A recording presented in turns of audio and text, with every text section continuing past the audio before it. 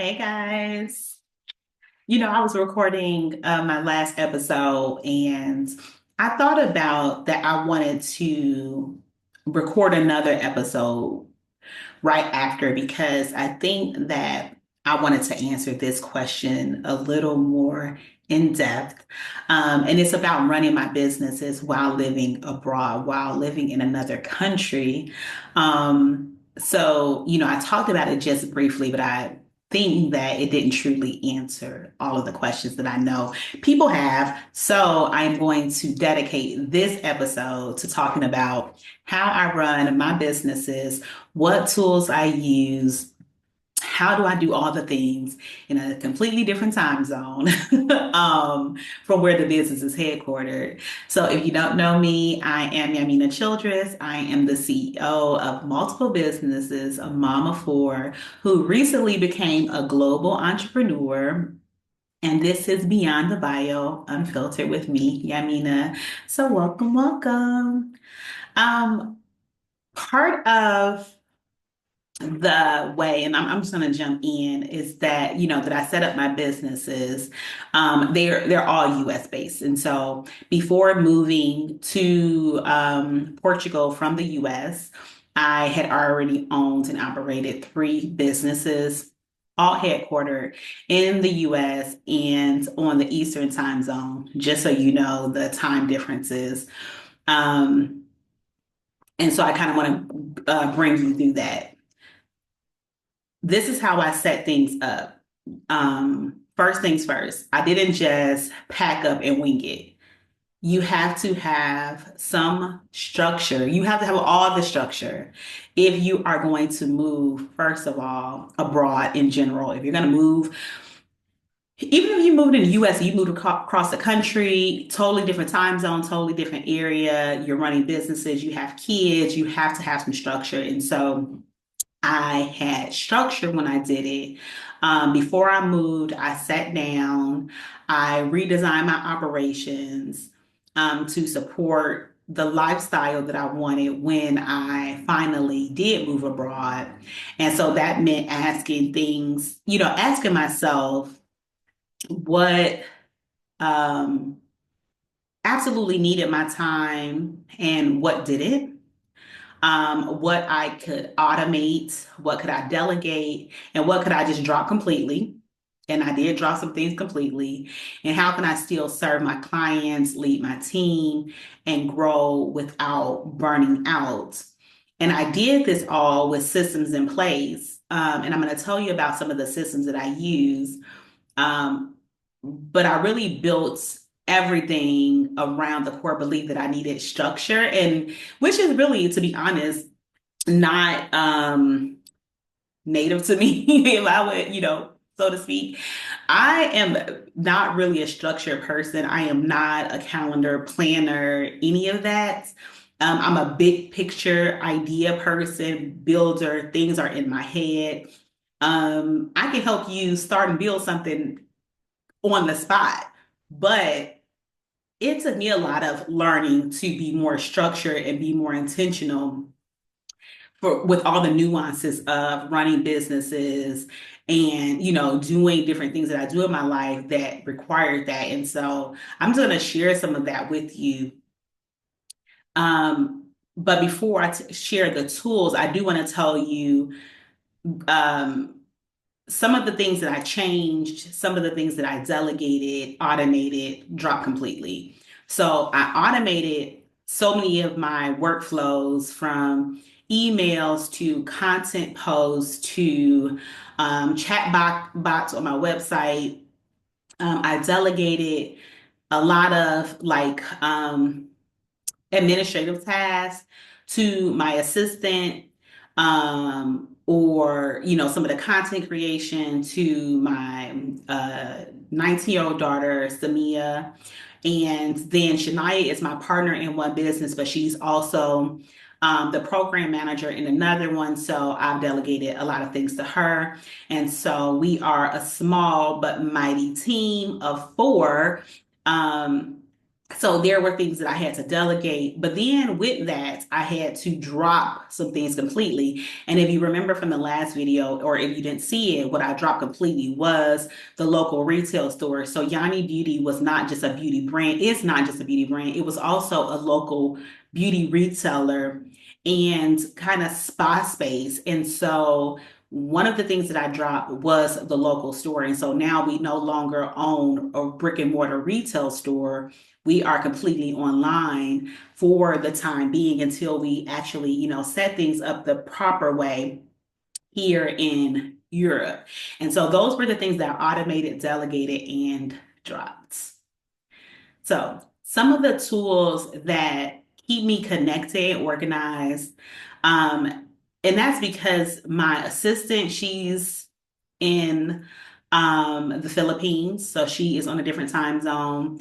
I'm in Portugal on a different time zone. The business is headquartered in Georgia, which is on a different time zone. And so working across three different time zones definitely had to be strategic and structured with how we handle things. So here are some of the tools that I use. First of all, I use WhatsApp. And it's funny because I know people use WhatsApp, but I think more people outside of the US use WhatsApp because that's just normally how they communicate, country to country. But within the US, in so many states, we can literally just like text, call, video chat, right? We didn't worry about phone plans or anything. But because I'm across three different countries now, I have to use WhatsApp because if I call, I get charged 20 cents a minute.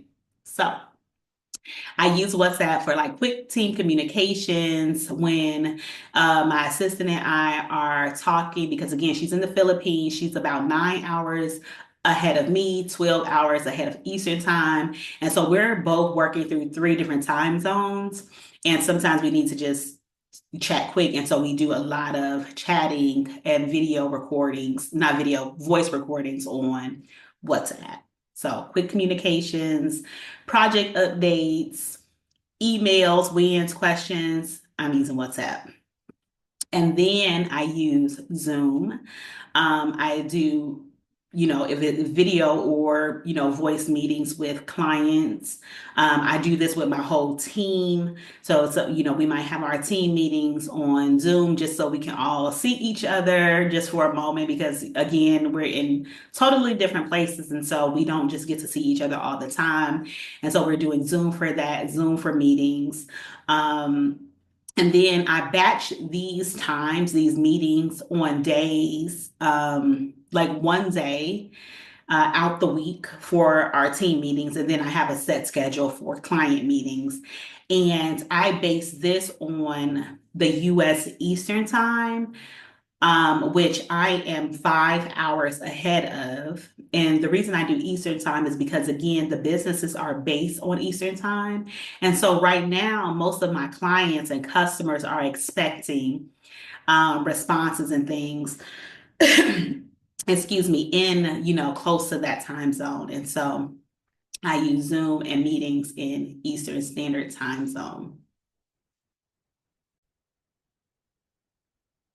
Um, and then for my scheduling, I use my Google Calendar. And so everything is in my Google Calendar and it is on my computer, it is on my phone. If it is not on my calendar, guys, it does not exist. So if you are like me and you have to have it on your calendar, I do use Google Calendar because my email platforms are also through Google. And so it's just easier for us to stay connected. I use Asana.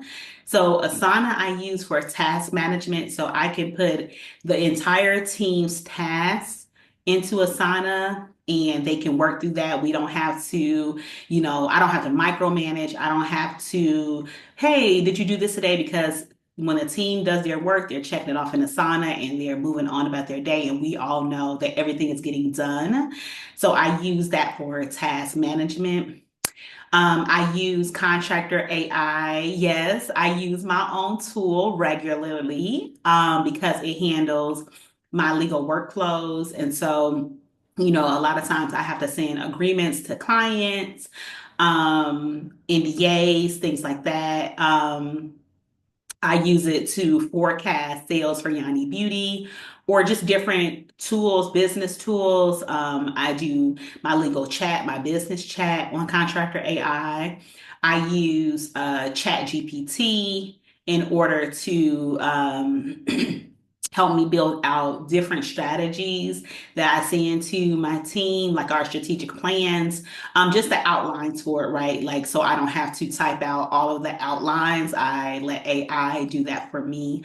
And then what else? I think those are most of the things I use on a regular basis. And if not, maybe I'll think about it. But those are the things that keep me organized. So WhatsApp, Zoom, Google Calendar, Contractor AI, and Asana. Um, so those are the things that keep me organized. But some of the things that don't work anymore for my business, we're going to talk about that because people always, you tell people what works and this is butterflies and rainbows. But the truth of the matter is there are just certain things that don't work across time zones. When you're running a business abroad, it just, not, may not just do the thing that it needs to do, right?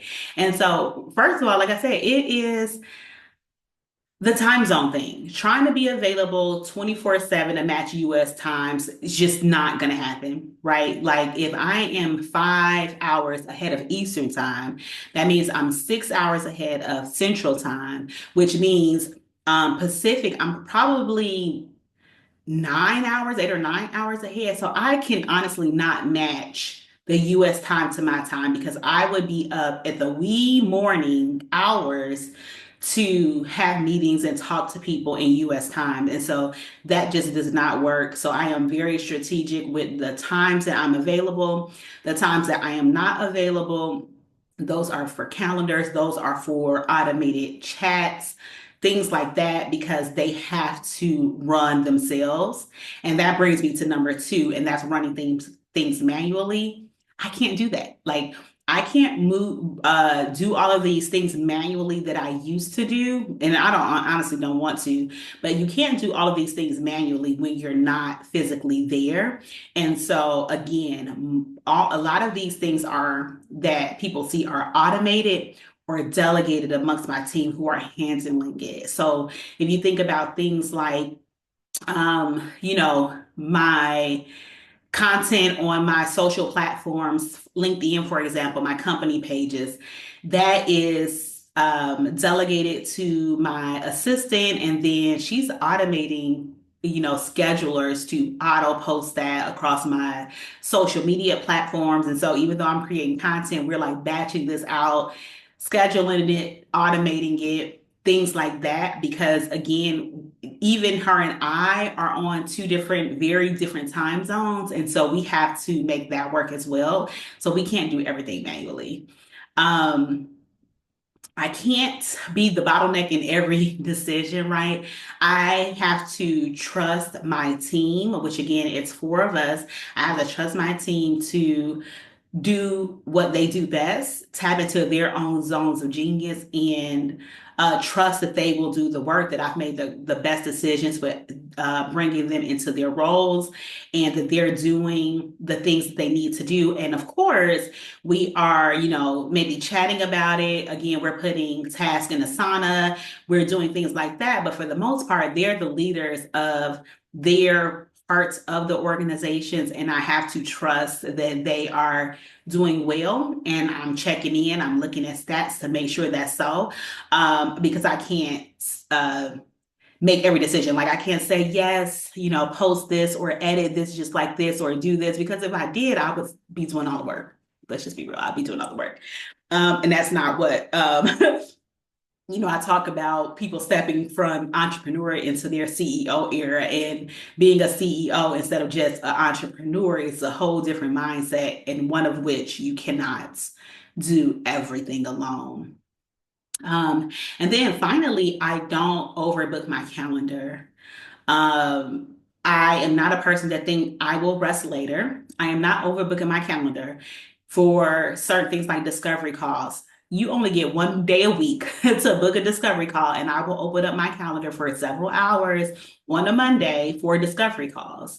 Um, for meetings, we may meet, every other week, one day out of that week for, meetings with, bigger clients, a little more flexible, but that is on, a needed basis, right? I am not going to sacrifice my well-being to try to be available throughout Eastern Standard Time when I am on Western European time, right? Like I am not, no, I'm not doing that. I'm not booking my calendar, overbooking my calendar. So those are the four things that do not work and I am not doing. So instead of doing all of those things, I shifted to more of asynchronous communication. I started trusting my team more.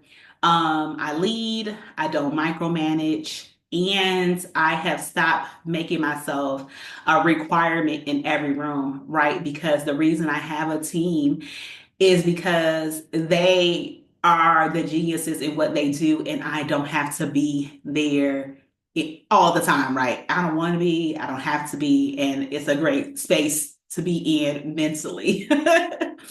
So what I've learned, I've learned that while it is challenging, right? I know being a business owner is a challenge. It's going to have a challenge at some points. I know being a parent is going to be challenging at some points. I know just living our lives are challenging at some points. And then trying to do this across different time zones, across different barriers, I know can be a challenge. So what I've learned is that I cannot let the time zone barriers or the location, the space be a hindrance to growing the businesses that I needed to just have the right systems in place to do that. And I've given you some of the systems that I use to make sure that I am making my life easier and and my team, right? It's not just about me, just making all of our lives easier. I've learned that I don't need to be everywhere. I don't want to be everywhere in order to run a successful business. I know a lot of us have heard that the way that you get rich is to make money while you sleep. And that has been my entire goal. And I feel like I'm getting there where I am just making money while I sleep so that I don't have to be all places at all the time. And yes, you can run a US business from anywhere in the world, but you have to be intentional. So if you're thinking about moving abroad, if you're thinking about, is it possible to keep your business? Yes, even if you have a local business, it's all about just your teams and systems, right, that you have in place. For Yanni Beauty, I didn't have that team in place because the team who ran Yanni Beauty were my children, are my children. And so they moved with me. And so that was the only reason that was a different situation, is because the people who lead Yanni Beauty also relocated. Um, but this has helped me be far more intentional than I had ever been in business because I knew I had to make sure my systems were tight. So make sure your systems are tight. If you're thinking about running a business from abroad, or again, just running a business across states, because a lot of us open a business and then we want to expand into other territories. So maybe you want to expand from Georgia to Illinois, or Illinois to Hawaii, or whatever. You're still going to need those systems in place because you cannot be in all of the places at all of the time, right? So if this helped you, or if you're curious about building remote friendly systems, I should say, drop a question in the comments and I will answer them in upcoming videos. And I want you all to, as I'm starting to get people on this channel, I want you to share it. I want you to ask questions because I really want to truly create content that is answering your questions and speaking to the things that you're curious about, and not just for the sake of being on video, right? So ask your questions. I will put it into future videos so that we can talk about it. Don't forget to like, subscribe, hit the bell so that you know when my next episode drops, to get more about my CEO life, my soft lady life, but also more business strategy because I talk about that. So I'm talking about my CEO life, the soft life, business strategy, travel. All of that coming soon on Beyond the Bio with me, Unfiltered with Yaminah. So I will see you all in the next episode.